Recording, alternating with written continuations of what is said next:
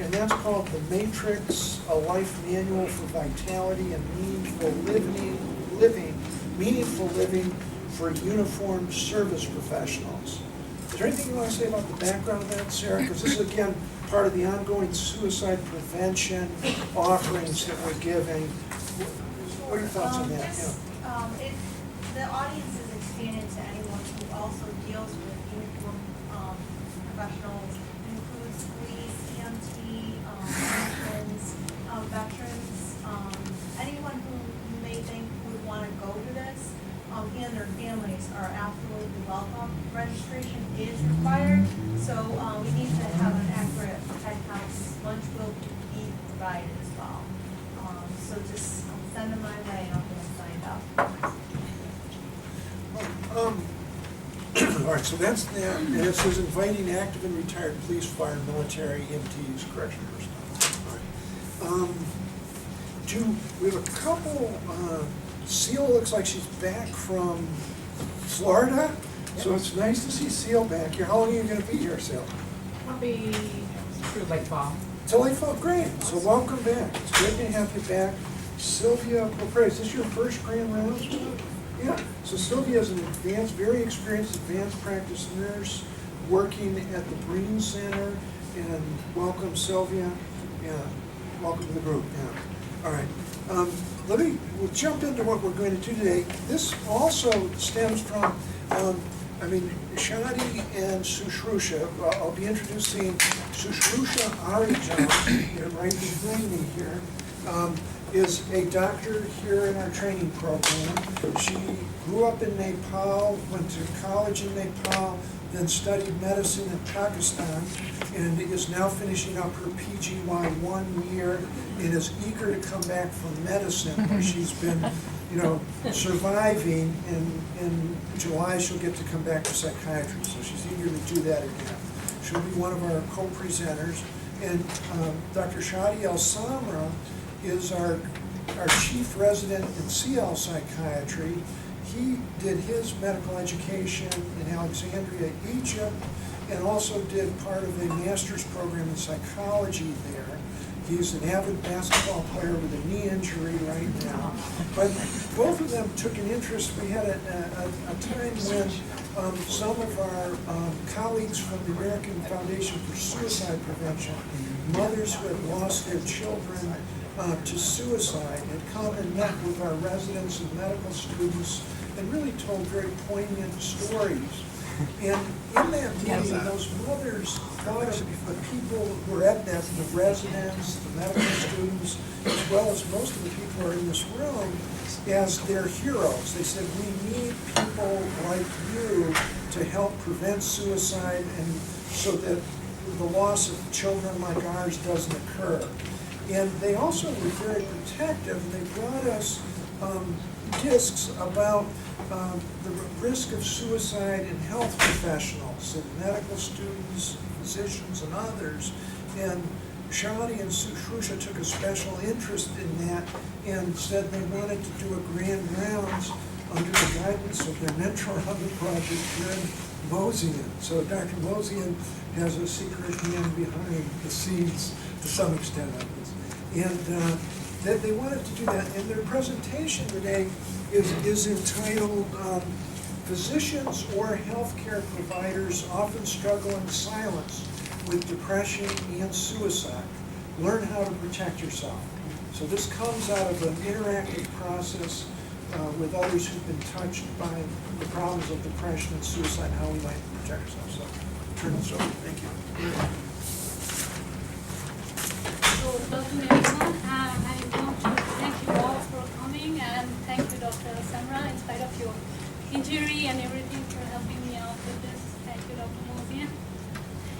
So, yeah, this title actually, suicide and prevention of suicide, depression, and all mental illnesses among healthcare professionals was, I think it was a little bit less talked about, so we kind of chose to focus on this. And I'd like to start it with a video. It is like 15 minutes, so we'll go over it quickly.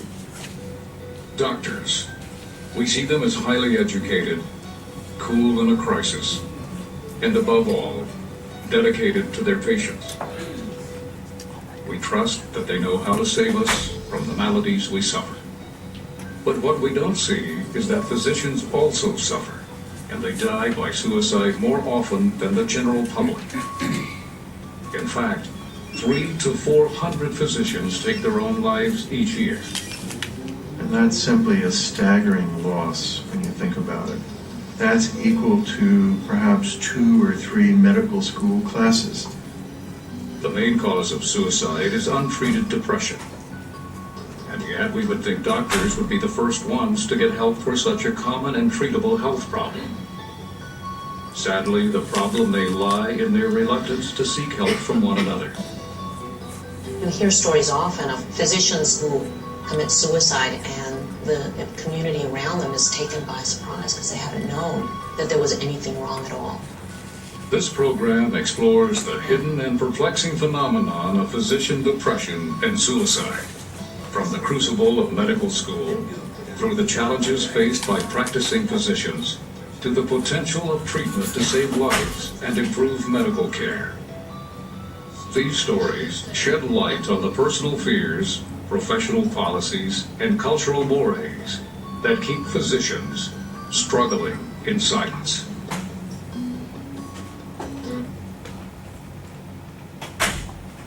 Any thoughts anyone wants to share about this?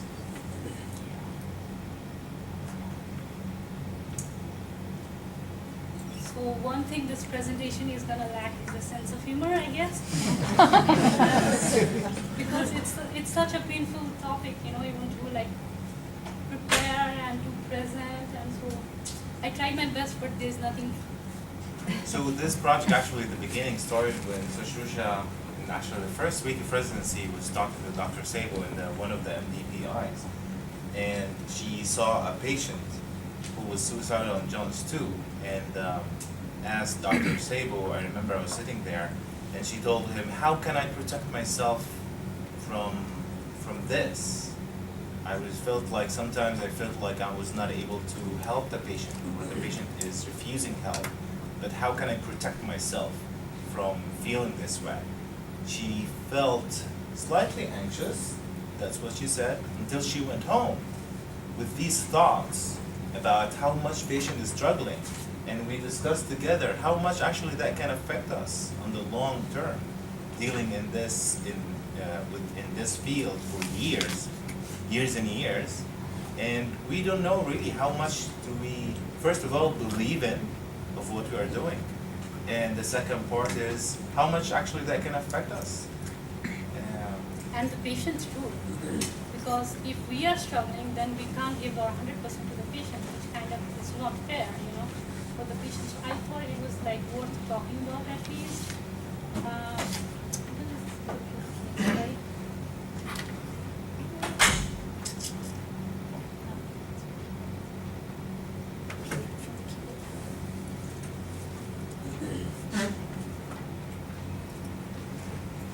So just to go over the data, like suicide is the 10th overall cause of death in the United States, and it's not the suicide in physicians, but suicide overall.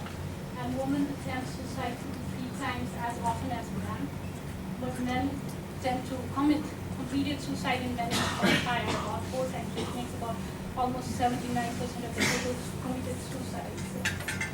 And this is just from the meta-analysis in 2004. This is actually what the video talks about. About 300 to 400 medical students and physicians take their life each year in the United States. That is like the average 2 medical students, which is like huge for a year. And also, male physicians, they have markedly increased risk for committing suicide compared to the male population. And also, female physicians have increased risk, relative risk 2.27 compared to total women in general. This is kind of interesting. Like in 1968, JAMA actually started talking about suicides can be one of the deaths cause of deaths in physicians. For the first time, it started reporting it. So this is kind of old data, but we'll compare it with the recent.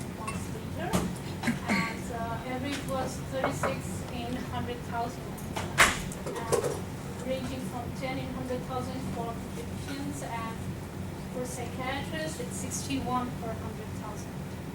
So it's I just, for perspective, the rate in the United States is 11 per 100,000 per year. In Massachusetts, it's 8 per 100,000 per year in the general population. In Berkshire County is about 10 per 100,000 per year. So when you see the pediatricians are at the rate of the general population in the country, the psychiatrists are at 6 times the rate of the average, of the total population.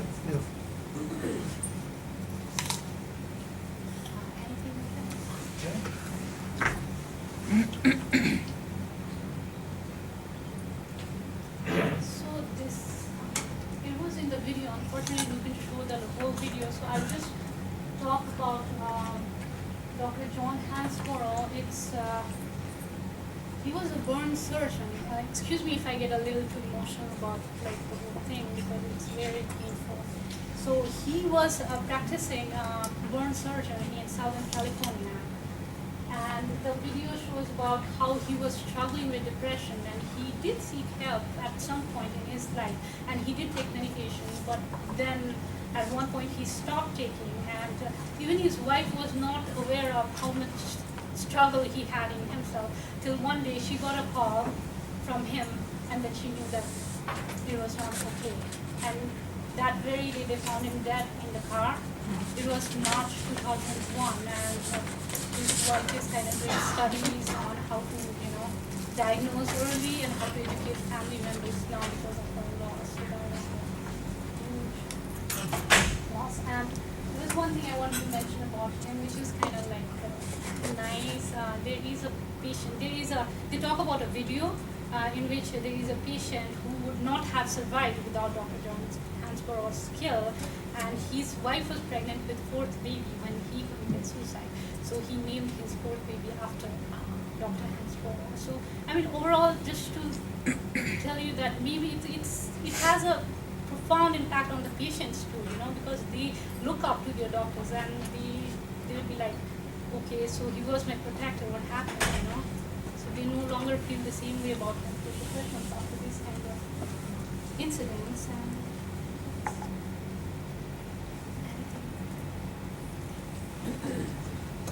So more evidence from research studies. We just wanted to compare if it's in America, if it's all over the world. So we didn't, find the most recent studies, to be honest, but this was the most recent we could get, and we compared it with 2-3 different countries in the world just to see what's the ratio. And I'm sorry, but it tends to be a little bit more biased towards physicians and psychiatrists, so I do apologize to other members of the team. We kind of try to find for everyone, but it's so this was a huge study done in California. It was, I think, one of the biggest, correct me if I'm wrong, but I think it was one of the biggest studies done on suicide prevention. When one of the faculty physicians from the University of San Diego committed suicide, and then they had a huge, they had a huge screening, they had huge grand rounds, they had participants come forward and, they did the screening for depression, for substance abuse, and there were total 29 grand rounds given during the whole time. And in this study, the criteria they used was reported symptoms of mood disorders, suicidal ideations and attempts, drug and alcohol use, satisfaction with personal and professional life, self-prescribing behavior, and use and access to primary care and mental health services. And when I read this article, the most challenging thing they mentioned was reluctance of physicians and healthcare professionals to come forward and accept that they were actually depressed or they actually needed help. So that was, as the video talks about, you'd expect them to come forward foremost, but maybe that's not the case. So this article, it also talks about, then I was wondering why, why is it so? So the answer is in the article. They actually compared doctors with the military professionals, and the criteria were like, so in this study when they used the prevention, it was actually, some points they took it from United States Air Force suicide prevention program. Because in some way they found similarities between doctors and the military men. And they say good airmen and good airwomen were equivalent to good doctors and good residents. And in which way they do not complain, they do not run away from work, and most importantly, they do not show signs and symptoms of mental illness, especially depression, because mania would be hard to hide, right? So depression. So that's. Any questions? Any thoughts on this? So I would like to comment on Satrusha's comment about the reluctance of us to ask for help, and I was thinking about this yesterday, and I just didn't want to change the whole presentation and do it in a totally different way last minute. But reluctance, I was trying to think about myself personally and other people. Where is that coming from? Reluctance to ask for help. We always encourage our patients to ask for help. This is part of our job: educate, encourage, to ask for help. Do you have the crisis team number? Make sure you call 499-0412 in case of emergency. And we stress on that and we document this. But I was thinking about, is it reluctance coming from not believing? Or is it reluctance coming from not knowing, like knowledge-wise? Or not believing in the chemical imbalance in the brain that can cause neurotransmitter depletion? Or is it reluctance coming from narcissism? Or is it denial? So I was thinking about this, and I'm sure that at one point I would love if someone can, if someone thinks that it's one thing more than the other, I really would like to know why do you think it's more than the other, because I didn't know, and most of research studies, they will say this and this and that. But is it narcissism, or is this less knowledge, or is it reluctance because I'm afraid of being punished by my supervisor or the chairman of our department? Am I gonna get fired if I go and say I have depression? So where's that reluctance coming from? Yeah, we'd like to hear your thoughts. Yeah. Is there any difference in people in large urban areas where they can have more anonymity if they get help than someplace like here where anyone you go to you're going to run into socially? I mean, there's just all this overlap, and I wonder if that kind of embarrassment or wish for privacy affected. Right, so for confidentiality and privacy, we think that everyone is gonna know that we are, what? Weak, yeah. So I mean, everyone probably is can fill in the space with a specific word. I would say about myself, everyone would think I'm crazy. Unfortunately, however, if I heard that from a patient or from a colleague, I would say we stopped using actually that word anymore. There is no one crazy anymore. But actually, if I talk about myself, if I have anxiety, I think I'm afraid. I'm worried that someone is gonna think I'm crazy. So unfortunately, part of us, not all of us, I'm sure that our attendings, they don't have that part, because I'll be in trouble. But I'm sure that a lot of residents, poor residents like me, and some people will think that I mean, it's hard to understand where is that coming from. Should I ask about it? If I have a knee pain or a headache, I will go and get help. Yeah. Well, it's good that you brought that up, Shadi, because one thought I have is about the reluctance to get help in general. And physicians are among the worst patients. So not just depression, but let's just say you have a bad injury, or you have, the flu or pneumonia. I've seen so many people walking into work that shouldn't be there because they could justify continuing to work against their body's needs and the needs for rest because they feel a sense of dedication or duty, or they just don't want to be vulnerable. So I think even in a broader perspective, we don't do a very good job taking time off and taking care of ourselves. And when you lose judgment, because depression affects your judgment and insight sort of primarily, I think you're even more likely to leave yourself off the map. Those are just the thoughts.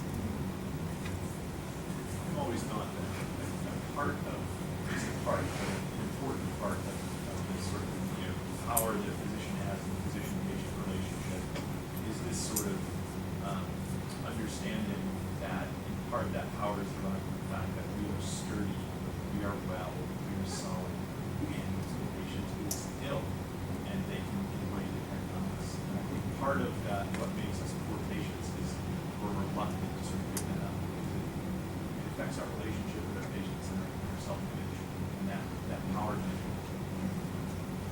I guess it's hard to visualize ourselves on the other hand, because we have always been on this end and everyone being so strong. And part of I think letting everyone down is what scares everyone the most. Because doctors are straight A students and good. They have been excellent in all the fields and they're well achievers and all that stuff. But once they start feeling, then maybe they don't want to show that this initially. Yes. So do you have anything else? Lydia, you wanted to say something? Yeah, I mean, you kind of went on and said what I was thinking about, but when you first started talking, Shadi, I was thinking about the internal kind of recognition we need to have for our own process of how we take care of ourselves, and that's not very supported culturally, either in the big sense of culture or in the medical culture. And that to kind of, that I think it's a cycle that feeds itself. That because we don't feel safe to do that, we don't look into it, and we don't stand up for it in our microculture of medicine, saying we have to take care of ourselves, we have to be able to say that, and that it's not, representing weakness to say I have this going on for myself, I need to take care of myself, that it's actually a strength. And in terms of thinking of sitting beside our patients as human beings, that it's not a measure of strength or weakness, it's a measure of humanness and how comfortable you are with yourself.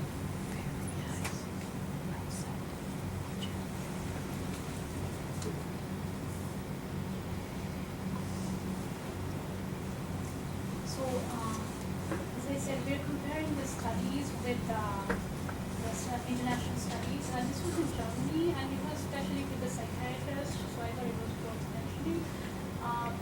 Among 829 participants, all psychiatrists, 44.6% suffered from at least one episode of major depression.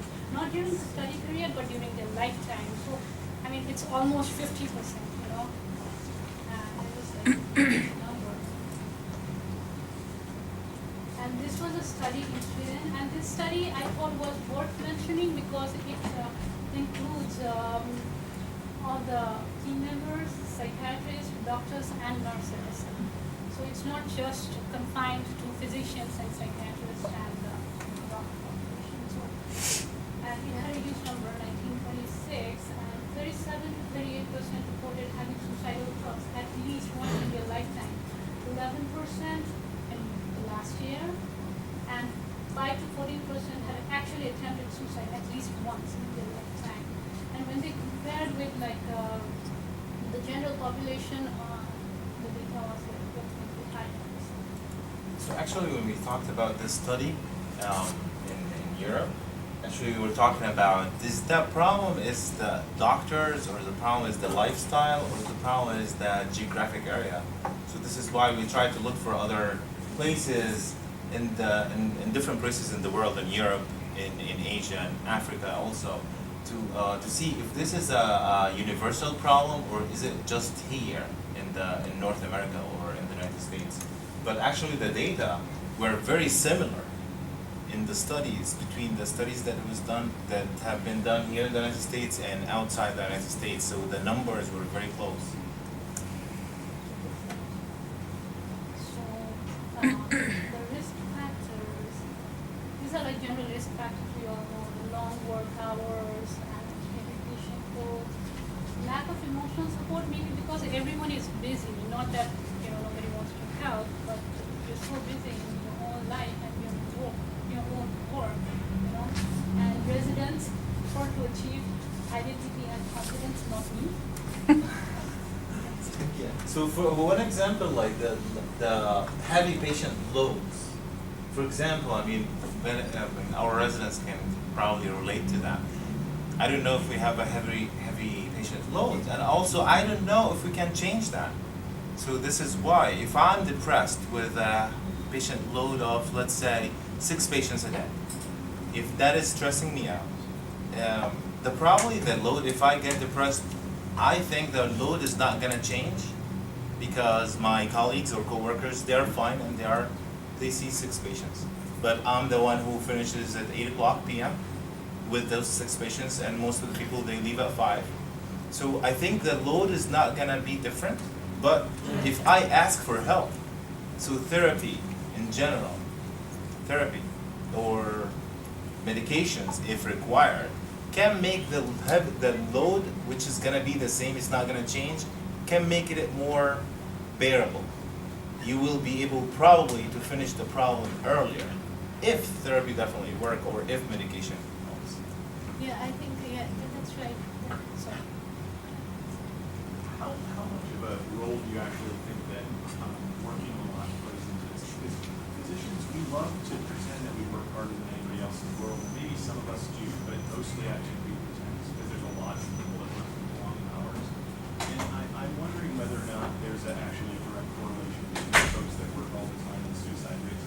Also, the history of our profession in terms of residency is residents have had less and less and less and less work, and now we have work hour rules, and things are a lot better than for us in terms of lifestyle than our forefathers in medicine. But I'm not aware of any data suggesting that we can commit suicide less or be depressed less. So I just want to see what you guys thought of that. Yeah, so, you're right, there is like less workload and, everything, but we are not actually focusing on just psychiatrists. There are, and there are other fields where we have to work night duties, and it's not directly correlated to suicide. But what we meant to say was actually, it's a state of mind you work in, because we're used to working, we're used to sleeping 4 hours and studying, we're used to working, sleeping 4 hours and working and taking 15 cups of coffee a day. So that's kind of normal in the sense that if you have someone to talk to, share your, so it's a state of mind in which you work, so it's all cumulative. I think if you are depressed and if you are in substance abuse and if you're working, even 3 patients can be more. So I guess it's not directly related, but it's somehow in the picture. So. Well, and actually, I was just going to comment. I think it might have something to do with the nature of our work. I mean, our work and the work of healthcare providers, it brings people into intimate contact with human suffering, and that naturally can lead to feelings of sadness. Just thinking of my own response to seeing tornado victims in Oklahoma City. I think that we deal with a lot of human suffering, and I don't think it's just the long hours, but I think it's the nature of the work. right, and actually, if we believe that we work, regarding Neil's point, if we think that we work harder, I think the nature or the biological school of psychiatry or psychology, we believe sometimes that the major depression is a biological problem. So it may not be actually affected that much with how much you work. Yes, it may interfere with your sleep or with your financially, and that may affect after that your mood, and then you may progress into depression. But if we, as psychiatrists, we believe that this problem can happen even without stress, even without when you are, we see a lot of people are disabled, and they are disabled because of the mental illness. They don't do any work. So I think I look at the problem not from how much we do or hard work or not. I try to look at it from a little bit biologically when it comes to believing in a mental illness. I think, though, one of your comments has to do with all this too. The control that we might have over the impact of what's happening to us and how we can make it better for ourselves. And so control is the word that comes to mind. Control isn't bad or good, it's just our ability to impact our life. And I think that's a really important thing, that we as workers, healthcare workers, whatever our suffering is that we're seeing, whatever the long hours are, But if we have a sense of an ability to somehow be doing something for the greater good, but also in the day-to-day practice, have an ability to make it okay for us to feel okay, and that's the control, then I think that's part of it. And we're used to being in control, we who provide health care, and the physicians, not just the ones I work with now, so we don't have to call them by name, but physicians I've worked with all the time over many, many years are used to being able to have a lot of control. And when there's no ability to control something, whether it's biologically based or the environment we're in or the system we're in, it's hard to think that we are weak to that, so we get tougher and control more, and that's when the negative coping comes out. So that's a complicated thought, but I think what I work with, to just bring it down to my daily practice, I work with, okay, well, I can't do anything about this big problem, whatever this big problem is, but I'm leaving at 3 and going kayaking, so I feel like I have some control. I don't know. I mean, that may be a silly little example, but. Remember control. So, special reference to psych incidents, heightened awareness of your own, intrapsychic conflicts, like self-awareness and what's, you feel your pain more when you see others. Responsibility of seriously disturbed patients, and what difference in psychiatry, I think we deal more with, more aggressive patients for a longer period of time than other medical professions. And also a demand to, maybe not so much in level 1 or 2, but demand to predict risk of violence and suicide among patients very accurately because their life depends on that. So that might be one of the stress factors too.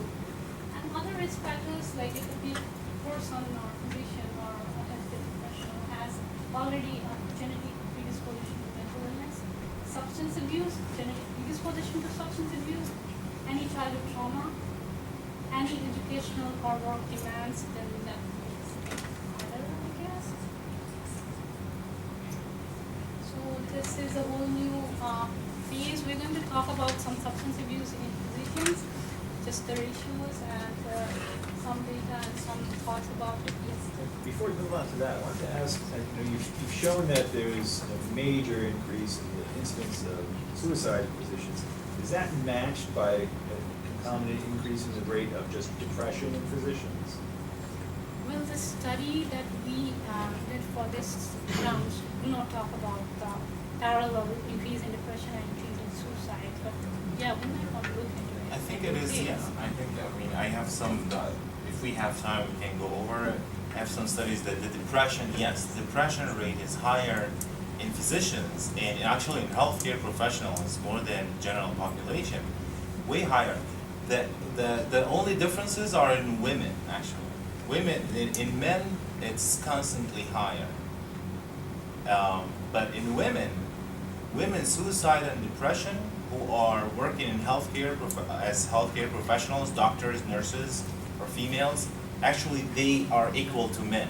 So in general population, men, the risk of the rate of depression, incidence and prevalence of depression and suicide are higher in men in general population. However, in our profession, it's equal. That was the main difference, and it did coincide with depression and substance abuse.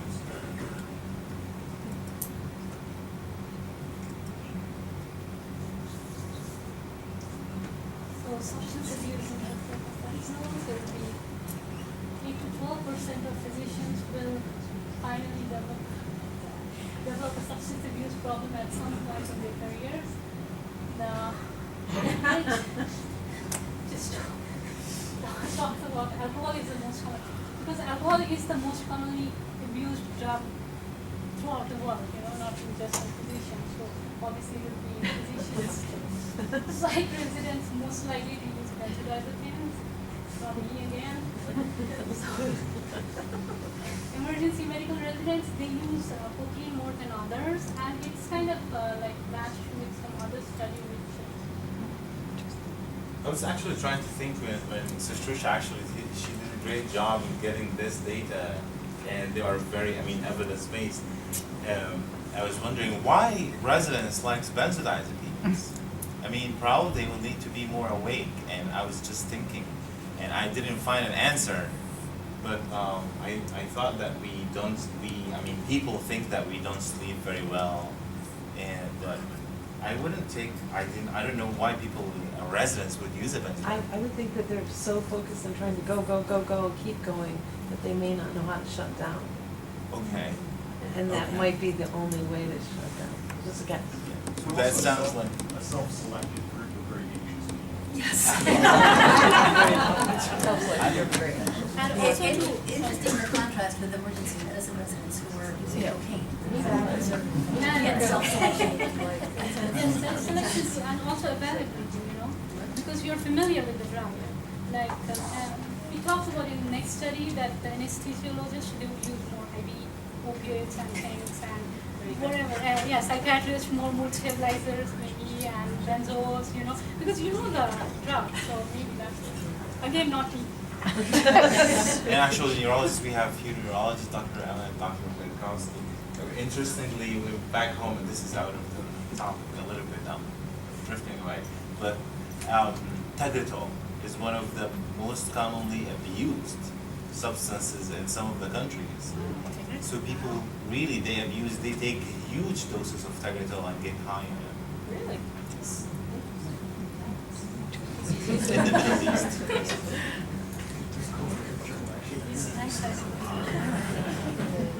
So it's the answer right there, if you have easy access to the drug.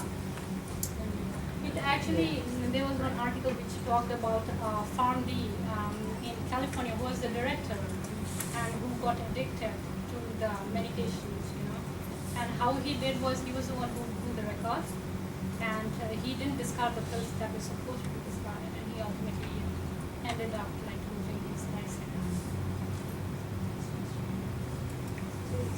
We don't want to scare people about losing the license, so I hope that we can have time, we still have 20 minutes, to talk about it's not everyone is going to lose the license. So it's okay, we're going to talk about it's okay sometimes to get depressed and to ask for help. You're not going to lose the license. And it's okay also if you drink alcohol or did something, it's okay if you would like to change it. It's better before doing something happened.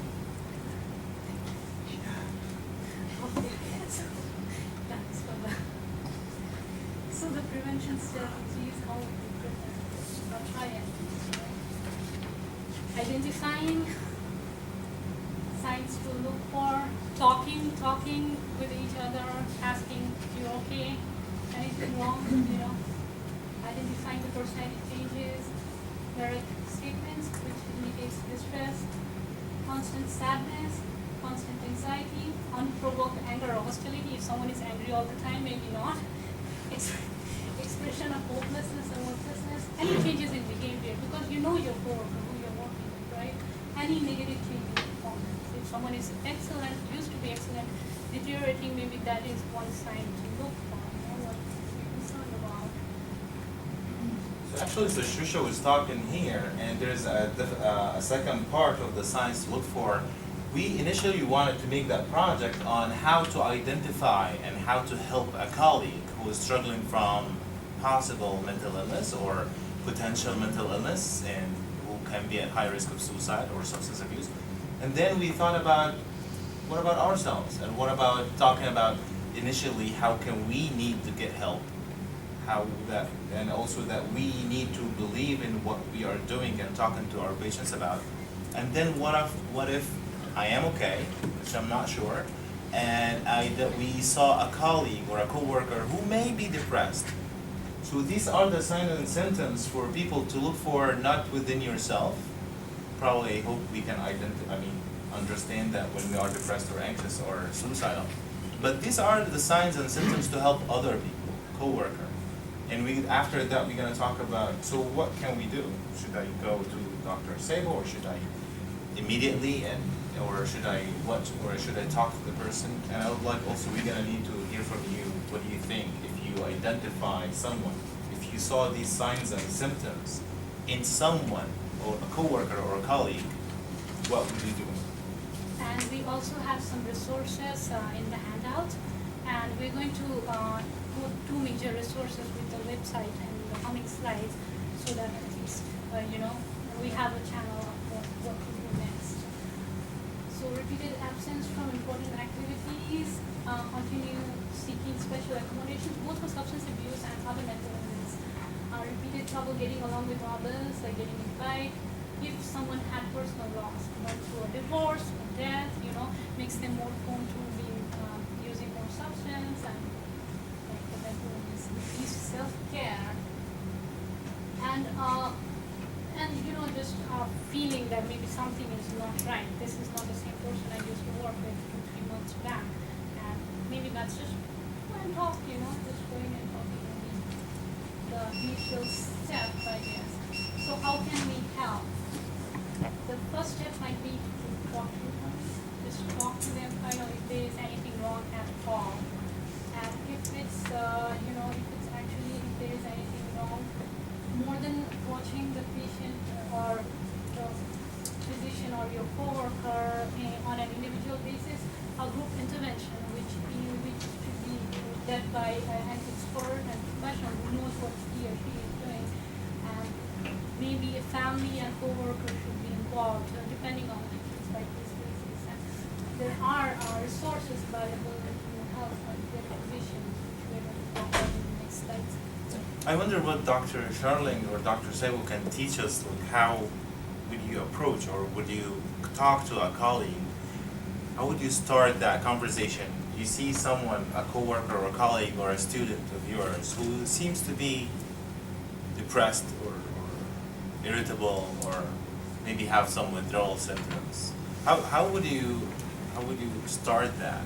And I mean, I'm asking the leaders and see. If you have a concern, I think it's best to start with strengths and positives, and affirm the person's value and strength and that sort of thing, the positive. Usually that opens the mind a little more to then bringing up the concerns. The praise sandwich is there.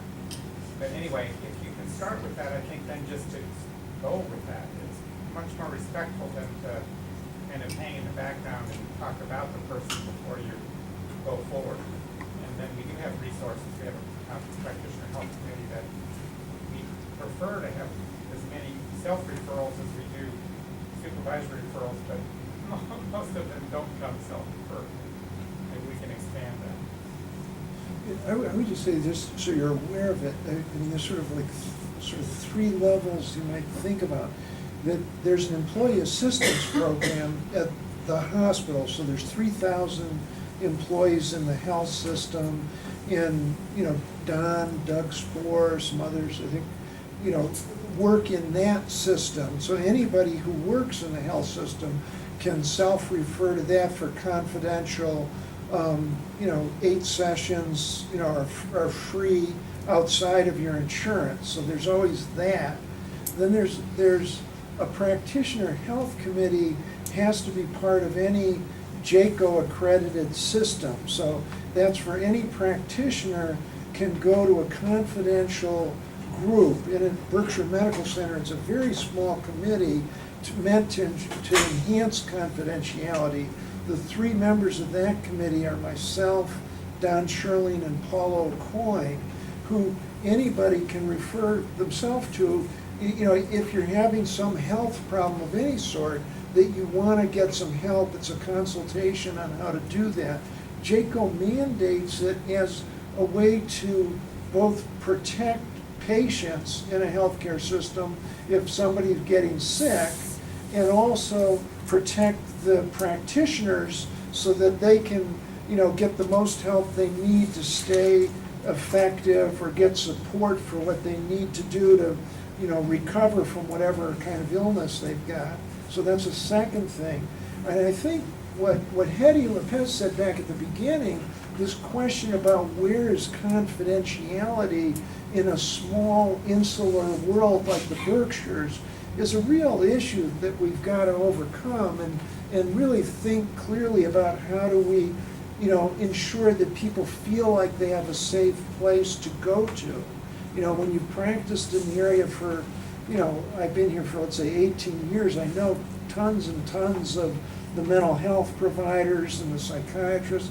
It's hard to find somebody who feels like they're in a safe space apart from the world, let's say, that I live in, and I know many other people feel that way. And Hetty, do you have any suggestions about that? Because, you've been a little bit on the edge of, let's say, Berkshire Health System, not quite right in the middle of it, but. I know a lot of people, some people, like if they live in North County, go to South County, but some people go over the mountains, or go to the valley, and see people in Northampton, some people go to Albany. And some people are perfectly fine just going around here and say, I don't care who knows, it's just an illness, but they're the rare bird.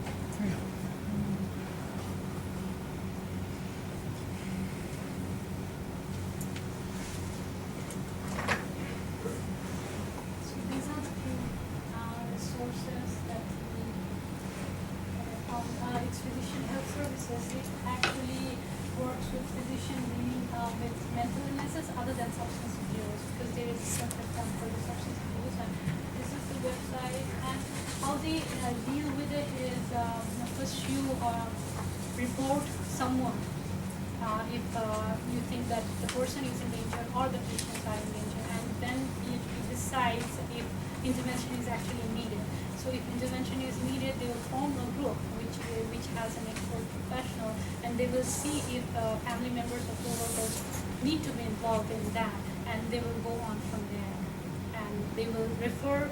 PHP is not something that, it's not an organization that treats, it's just a non-profit organization that refers physicians and other healthcare professionals for treatment in different places.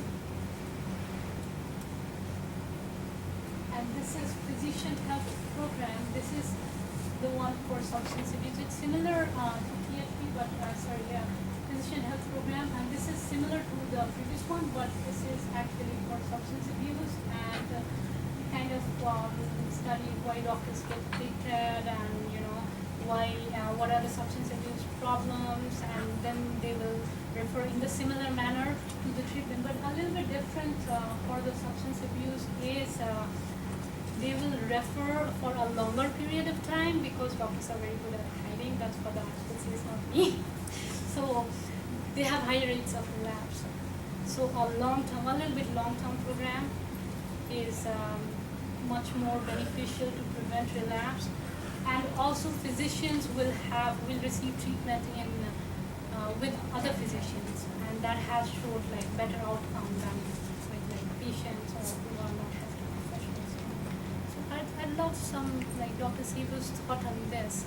About the Physician Health Program. Yes. I mean, that's a program out of the Mass Medical Society in Massachusetts that was designed very similarly to the concept of the JCAHO Practitioner Health Committee for a hospital, which again is to provide a confidential place where a physician who is becoming impaired by a substance abuse problem, or sometimes if there's a mental illness that's interfering with practice, the person can go and get a confidential help and then have a monitoring program for a period of somewhere between 2 and 5 years, which preserves their practice and protects them from the Board of Registration in Medicine. So for instance, everybody who's a physician has a mandated reporting part of the regulation, which is there's mandated reporting for child abuse if you suspect it, elder abuse, and also if you suspect one of your colleagues is an impaired physician by substance use, for instance, putting others at danger, you have to either report that person to the Board of Registration in Medicine. You can talk to that person in person and say, I need you to get help. I'm concerned, I don't totally understand this, but if you go to the Physician Health Service and they let me know within 30 days that you've contacted them about my concern, then I've fulfilled my duty to report. So what you've done then is you've taken responsible action to both help a colleague and protect patients by going to an independent health service that has a kind of firewall to the Board of Registration in Medicine.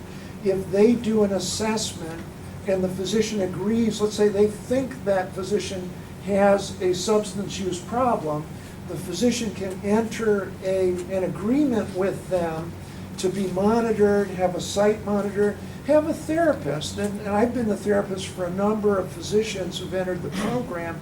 And all I do when I'm a therapist is I write a note once a quarter that says, this physician is in compliance with recommended treatment. I tell them nothing else about that physician. Then there's a site monitor who would be like a supervisor, a medical director of an inpatient unit, the medical director of a clinic, who just says, is the physician showing up for work on time, completing records, doing, basic professional behavior. And that's the only, so it's a fairly confidential kind of system that protects the public and helps physicians preserve their careers when they're getting into trouble. So it's really been helpful to many, many people. No one wants to get involved in that kind of thing if you don't have to. I mean, it's much, more private if you're having some kind of, either depression or some kind of need for psychotherapy that, to try to arrange that privately and have it that way. But it's a measure that's fairly humane that addresses those twin concerns, which are protecting patients, which is our duty, and also trying to promote the health of providers,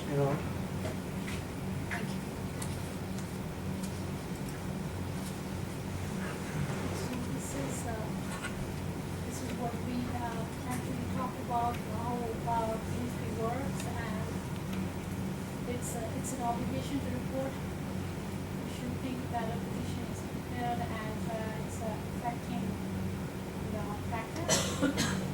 And also, as I mentioned, for substance abuse, generally like longer period, and they will monitor it for 5 years or longer, just to see their reaction. So as we're coming to the end, I guess take home message: healthcare professionals are not immune to mental illnesses. Identifying a struggling colleague may be the first step towards helping them, and please do not hesitate to reach out for help.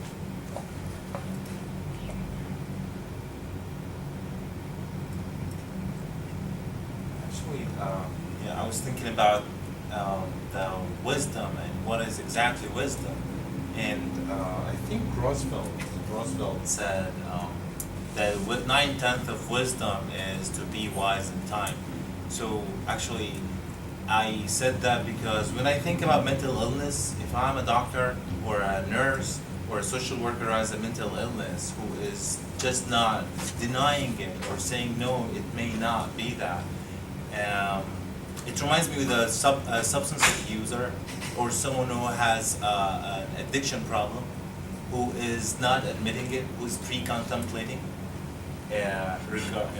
regarding that illness or problem, or and who just keep doing the problem over and over and over until something big happens, and then he will understand that, okay, so right now I need to get the help. So our the main goal for this presentation is to just to talk to each other.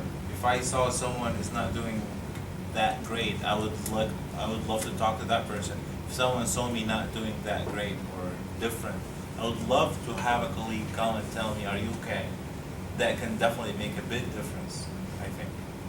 And maybe just an awareness that it's something that happens, It's not very uncommon. If we experience that and other people example, other physicians, other psychiatrists, even the excellent ones have gone through depression and the phases of substance abuse and have successfully gotten out of that. So I guess we'd like to conclude and I wanted to comment, one of the things that most helpful to me when I needed help was that other colleagues shared that they had gotten help at other times. And that was genuinely helpful to me in both mental health and in other health concerns, because it was grounding and reassuring in that. So sometimes it's useful if we just talk about that amongst each other, I think. Then when people do need help, they know if they've already talked about a person that they might feel that they're supported in that process. Just want to add to that, I think another thing that can be really helpful is to have your colleague or friend acknowledge how much you might be suffering instead of saying, oh, you're so strong, you can do that, because then you just don't even feel known. Right. And I think a lot of us who are in the role of being strong get that one. Exactly. Or yeah, you said get over it, you will get over it, you're smart and you're a physician, I'm sure you're gonna get over it. And that makes me also feel like it's not a belief, like I don't have to feel like I may need help. No, it's biologically, we are part of this population, so we are not protected, as Shusha said. We can get depressed, we can have bipolar, and big and famous people who were bipolar, have bipolar disorder, and they struggle with bipolar and they survive. and let's build that trust among ourselves so that we can open up and we can talk to, in the work and just, I guess that's the message for the grandparents. Thank you. Thanks, Dad. Thanks, Dad.